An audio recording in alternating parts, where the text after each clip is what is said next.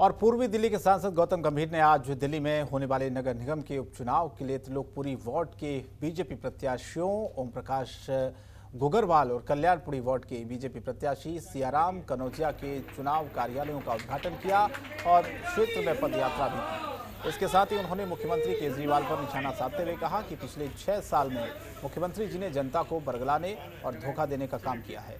इतना ही नहीं, गौतम गंभीर ने सीएम केजरीवाल पर आरोप लगाया है कि 26 जनवरी को दिल्ली में जो उत्पात मचा उस पर अरविंद केजरीवाल ने इसीलिए कोई बयान नहीं दिया क्योंकि केजरीवाल को लगता है कि दिल्ली जितना जलेगी पंजाब में उनकी राजनीति उतनी खिलेगी। आरोप लगाने के बाद गौतम गंभीर ने आगामी निगम के उपचुनाव में बीजेपी प्रत्याशियों को जिताने के लिए जनता से अपील की है। इसके साथ ही गंभीर ने कल्याणपुरी में एक जन रसोई खोलने का भी ऐलान किया है।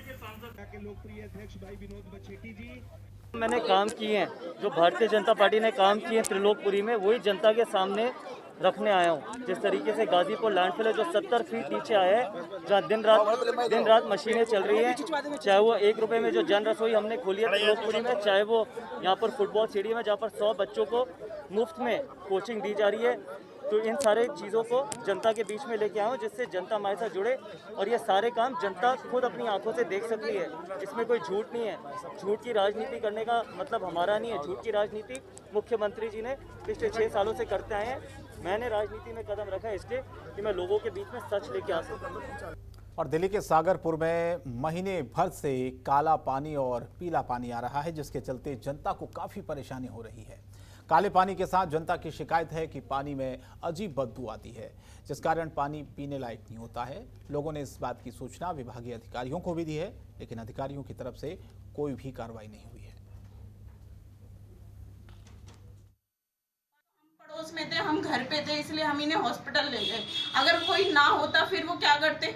ये तो फिर इनकी बहुत ज्यादा गंदी हालत हो जाती। नहीं, छोटे छोटे इनके बच्चे हैं। आप बताओ, 10 साल की बेटी है, एक 13 साल की बेटी है। अब वो क्या हॉस्पिटल लेके जाएगी इन्हें? किस कारण से हॉस्पिटल जाना? पानी, इनके फूड पॉइजन हो गया था। इन्हें उल्टियां बहुत आ रही थी। किस कारण से? पानी की वजह से। इन्होंने पानी यही पी रही थी।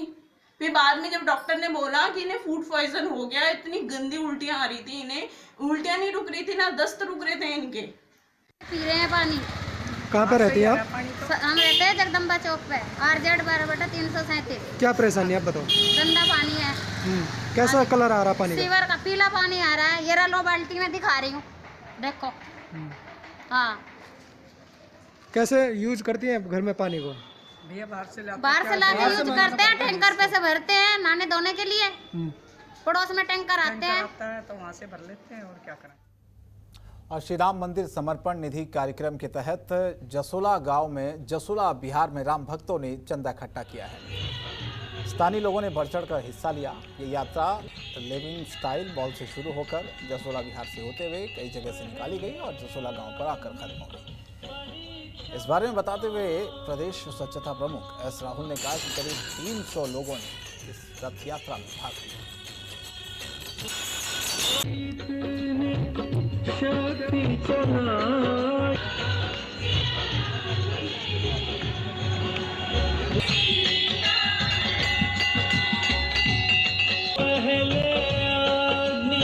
ओखला विधानसभा के जसोला बिहार और जसोला गांव में भारतीय जनता पार्टी सरता बिहार के मंडल अध्यक्ष पवन पांडे जी के नेतृत्व में श्री राम जन्मभूमि समर्पण निधि कार्यक्रम चलाया गया।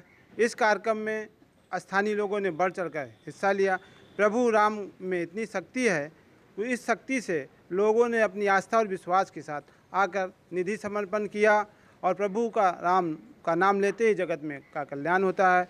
मर्यादा पुरुषोत्तम राम के नाम पे पूरा आज देश एकजुट है। प्रभु राम एकता और अखंडता के प्रतीक हैं और जो अयोध्या में जो भव्य राम मंदिर बन रहा है, यह एक अनूठी मिसाल पूरे देश के लिए होगा।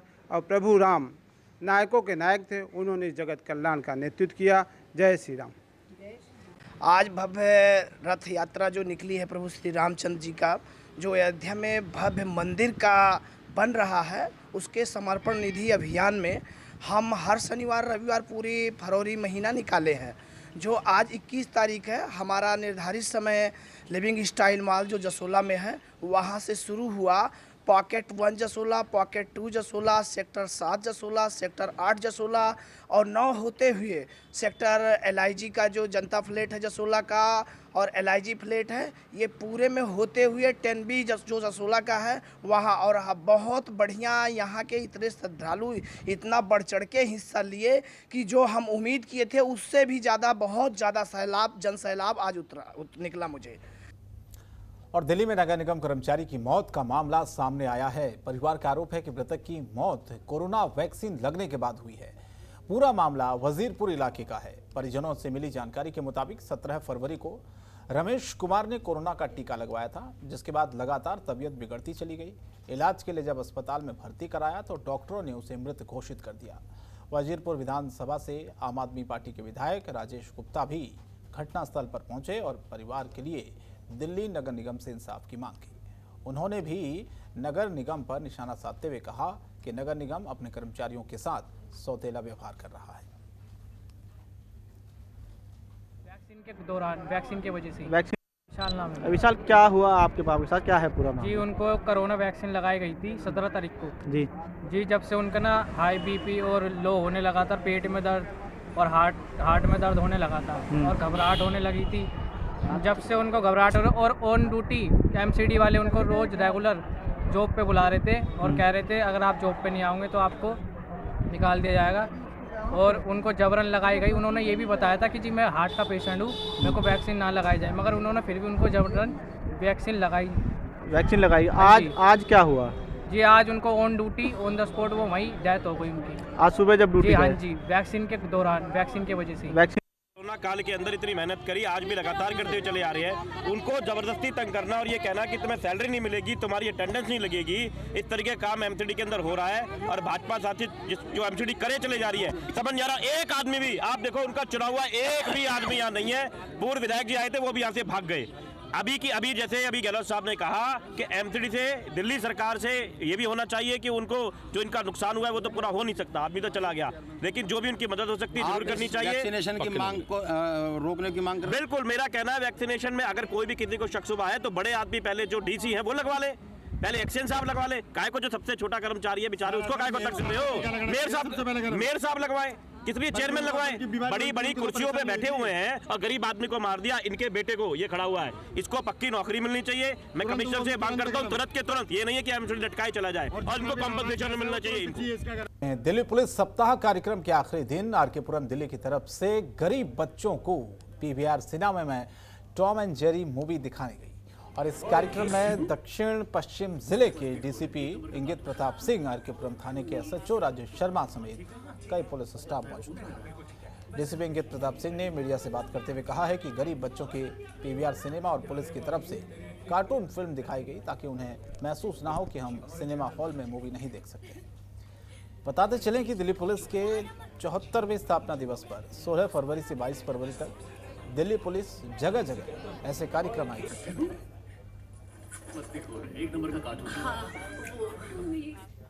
जैसा कि आपने बताया, पुलिस सप्ताह काल आज ये लास्ट दिन है, तो हम लोगों ने सबसे बड़ी चीज़ आखिरी दिन के लिए बचा के रखी थी। हमारे SHO पालम विलेज हैं और SHO RK-पुरम है, इनके माइंड में आया था कि कुछ अंडर प्रिविलेज बच्चों के लिए किया जाए। और पालम थाना क्षेत्र में काफ़ी अंडर प्रिविलेज बच्चे हैं, तो सबसे पहले ये आइडिया उन्हीं के माइंड में आया था, SHO पालम के, और उन्होंने हमको बताया। तो हमने सोचा कि यहाँ पे PVR के सिनेमा हॉल में एक मूवी का आयोजन करते हैं। टॉम एंड जेरी हाल ही में रिलीज़ हुई है। बच्चों के लिए Tom and Jerry cartoon film से ज़्यादा कोई अच्छी मूवी हो ही नहीं सकती।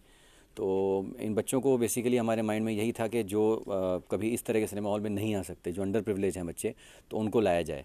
और अंडर प्रिविलेज बच्चों को मुख्य धारा में शामिल करने की हमारा ये एक मुहिम है। जी, हम अपने आप को बहुत सौभाग्यशाली समझते हैं कि PVR ने, दिल्ली पुलिस ने PVR को एक मौका दिया टू शोकेस इन बच्चों को, अंडर प्रिविलेज चिल्ड्रन को एंजॉय करने का एक अपना अच्छा एक दिन व्यतीत करने के लिए। तो हम सिर्फ एक ज़रिया है इन बच्चों को एक खुशी देने के लिए कुछ घंटों की। बाकी ये सारा का सारा जो प्रोग्राम आप देख रहे हैं दिल्ली पुलिस ने आयोजित किया है, और हम तो एक सिर्फ छोटा सा एक अपना जो योगदान है वो कर रहे हैं। दिल्ली पुलिस और PVR इकट्ठे मिलके काफ़ी काम करते हैं, इकट्ठे चलते हैं, इकट्ठे काम करते हैं। सो हमारे लिए एक बहुत बड़ा सौभाग्य का अवसर है। क्या नाम है आपका? मेरा नाम तनीषा है। अनीशा, आज आप तनीषा। अच्छा कनीषा, आज आप मूवी देख रहे हो, दिल्ली पुलिस दिखा रही है PVR में, क्या कहोगी? सर एक्चुअली स्टडीज़ की वजह से कुछ बच्चे हैं जो अपना चाइल्डहुड एंजॉय नहीं कर पाते, कार्टून्स नहीं देख पाते हैं, एंड हम भी 9th स्टडीज़ की वजह से अभी नहीं देख पाते, एंजॉय नहीं कर पाते। सो उनके मीडियम से today we are going to enjoy this. Thank you. And आज का प्रोग्राम मुझे भी बहुत अच्छा लगा, अरेंजमेंट्स भी बहुत अच्छी हैं। आगे बढ़ते हैं। दिल्ली में लोकल ट्रेन से सफर करने वाले यात्रियों के लिए खुशखबरी है। जी हां, लॉकडाउन के दौरान थमे हुए लोकल ट्रेन के पहिए एक बार फिर से पटरी पर दौड़ने लगे हैं। उत्तर रेलवे की करीब 35 ट्रेन 22 फरवरी से ट्रैक पर लौट कर आई है। 35 लोकल रेलगाड़ी चलने से दिल्ली एनसीआर के कामकाजी लोगों को काफ़ी राहत मिली है। लोकल ट्रेन न चलने की वजह से लोगों को अपनी मंजिल तक पहुंचने में परेशानी का सामना करना पड़ता था। दिल्ली के रेवाड़ी की रूट पर लोकल ट्रेन नहीं चल रही। ऐसे में दिल्ली कैंट, पालम, बिजवासन, गुड़गांव, रेवाड़ी के रोजाना यात्री लंबे समय से आज भी इंतजार कर रहे हैं। पालम से दैनिक यात्री संघ के सदस्य बालकृष्ण दिल्ली से रेवाड़ी रूट पर ट्रेन चलाने की अपील की है। अभी दिल्ली कैंट रेवाड़ी के लिए गाड़ी नहीं मिली है और जल्दी इसका परिचालन सुचारू रूप से होगा, ऐसा मैं आश्वस्त करना चाहता हूँ अपने दैनिक यात्री भाइयों को। किस तरीके से लोग परेशान हैं सर गाड़ी नहीं चलने से? गाड़ी ना चलने से लोगों की, दैनिक यात्रियों को, जो ड्यूटी वाले लोग हैं सरकारी 505 और सीओडी वगैरह में जो काम करते हैं, उनको कहीं ना कहीं जरूर तकलीफ का सामना करना पड़ता है। और मैं आपके चैनल के माध्यम से सबको आश्वस्त करता हूँ कि जल्दी हम लोग जो है इस बारे में कदम उठाएंगे और दैनिक यात्रियों को जिससे जो है राहत प्रदान। और दिल्ली के विकासपुरी थाने की पुलिस ने 2 आरोपियों को गिरफ्तार किया है। गिरफ्तार आरोपियों के कब्जे से पुलिस ने 2 देसी पिस्तौल, 1 देसी कट्टा, जिंदा कारतूस, 1 चोरी की बाइक बरामद कर ली है। दरअसल क्षेत्र में स्नैचिंग, लूट, डकैती के बढ़ते मामलों को देखते हुए एसीपी सुरेंद्र कुमार ने इलाके में गश्त के लिए एक टीम का गठन किया था। टीम इलाके में गश्त कर रही थी। इसी दौरान पुलिस को सूचना मिली थी कि हथियार और गोला बारूद खरीदने के लिए बाइक पर 2 युवक आएंगे। इसकी सूचना के आधार पर पुलिस को 2 युवकों पर शक हुआ और शक के आधार पर पुलिस ने दोनों युवकों की तलाशी लेनी शुरू कर दी। तलाशी के दौरान पुलिस ने आरोपियों के पास से अवैध हथियार और चोरी की बाइक बरामद कर ली है। फिलहाल पुलिस टीम ने दोनों के खिलाफ मामला दर्ज कर जांच शुरू की।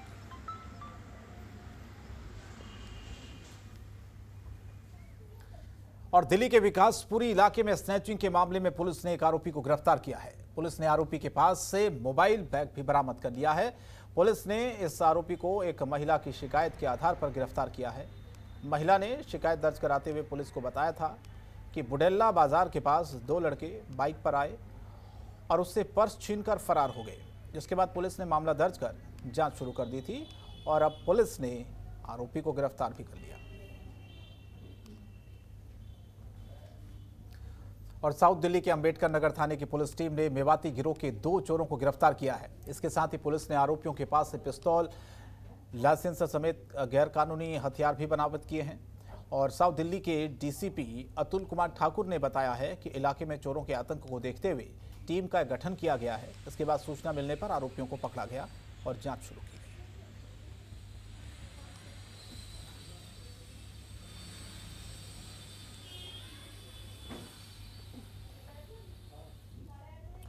शादरा जिले के गीता कॉलोनी थाना पुलिस ने नकली नोट चलाने वाले 4 आरोपियों को गिरफ्तार किया है।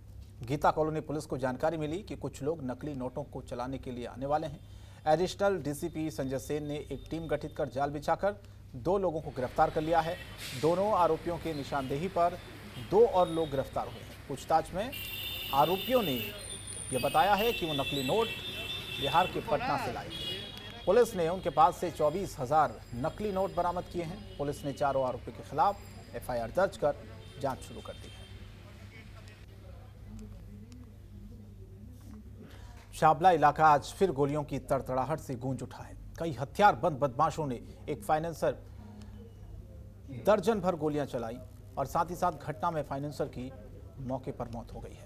जानकारी मिली है कि एग्रीकल्चर लैंड पर शावला थाने इलाके में अवैध रूप से कट रही दर्जनों अवैध कॉलोनियों की काली कमाई की वर्चस्व की लड़ाई और लाखों के लेन देन के चलते बदमाशों ने इस वारदात को अंजाम दिया। इसकी जानकारी मिलते ही पुलिस ने मामला दर्ज किया और आरोपियों को ढूंढने में जुट गई है।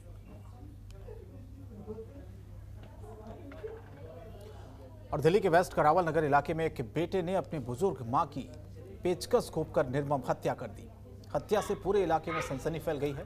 घटना की सूचना मिलने के बाद मौके पर पहुंची पुलिस ने आरोपी को गिरफ्तार कर पूरे मामले की जांच शुरू कर दी है।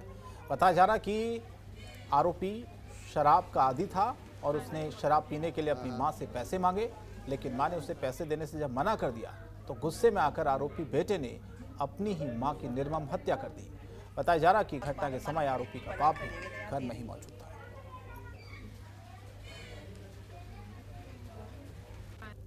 में भी बच्चे से हुई थी। क्या नाम है आपका? कहाँ रहती हो? यही रहती हूँ। कितने नंबर गली में? ये इसी में बराबर में। यानी बराबर तो समझते हैं, लेकिन गली नंबर है याद है? एक नंबर गली में रहते हो, यानी जिसमें घटना घटी उसी में आप रहती हो ना? और आपके आदमी क्या करते हैं? मेरे कुकर फैक्ट्री में काम। आपको कब पता लगा कि ये घटना घटी है? हमें तो पता ही नहीं था। मैं ये अंकल गए तो कह रहे कि खोल नहीं रही, तो मैंने कहा आवाज़ दो, तब हमने कही आवाज़ दे लो। तब 2-3 बार गेट बजाया तो वो बेचारे पीछे से कूद के तब गए, तो गेट खोला तो कहने लगे आओ आओ, अरे इधर आओ कार्तिक की मम्मी। मैंने कहा क्या हो गया? कि तबीयत खराब हो गई। हम लोग गए, फिर मैंने कहा लड़की छोटी है मेरी, मैंने कहा इसको छोड़ आओ तब आऊँगी। तब तक सब लोग कहने लगे मार दी मार दी। घटना जो है, मैं तो रात को मंदिर से आया, तब मेरे को कुछ नहीं पता लगा था। थोड़ी देर बाद पता लगी कि यहाँ पर उसने लड़के ने अपनी माँ को मार दिया। क्यों मार दिया सर? क्या था? मार दिया, दारू नशे में रहता था, नशा करता था। खाने से स्थिति कमजोर थी क्या? खाने से स्थिति कमजोर थी क्या? अब कमजोर अब क्या थी, नहीं तो वैसे ही रहता था। नशे में हर वक्त गोली खा करके पड़ा रहता। जब से लॉकडाउन हुआ है तब से घर में ही रहता था वो, कहीं न काम पर भी नहीं जाता था।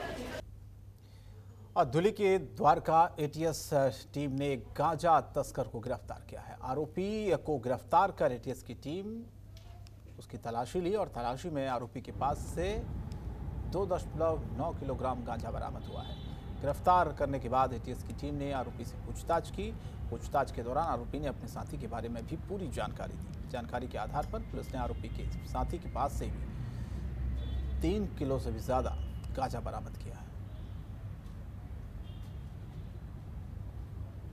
द्वारका जिले की एटीएस की टीम ने एक लल्लन करके शख्स है उसको अरेस्ट किया था, जिससे टोटल 2.09 kg गांजा बरामद हुआ था। और सोर्स की तलाश करते हुए हम जो है संतोष करके है वेस्ट डिस्ट्रिक्ट में वहाँ तक पहुँचे थे और सब्सिक्वेंटली उससे 3.7 kg गांजा उसके पोजेशन से बरामद हुआ और 22,500 रुपये कैश जो उसने इससे अर्न किया था। एक स्कूटी जिसको यूज़ कर रहा था गांजा सप्लाई के लिए, उसको भी कर लिया गया है और फर्दर जो सोर्स है उसके लिए इन्वेस्टिगेशन की जा रही है। और दिल्ली स्पेशल में इतना ही। जनतंत्र टीवी पर खबरें जारी रहेंगी। नमस्कार। खबरों के निष्पक्ष विश्लेषण के लिए सब्सक्राइब करें Jantantra TV and press the bell icon. Never miss any update.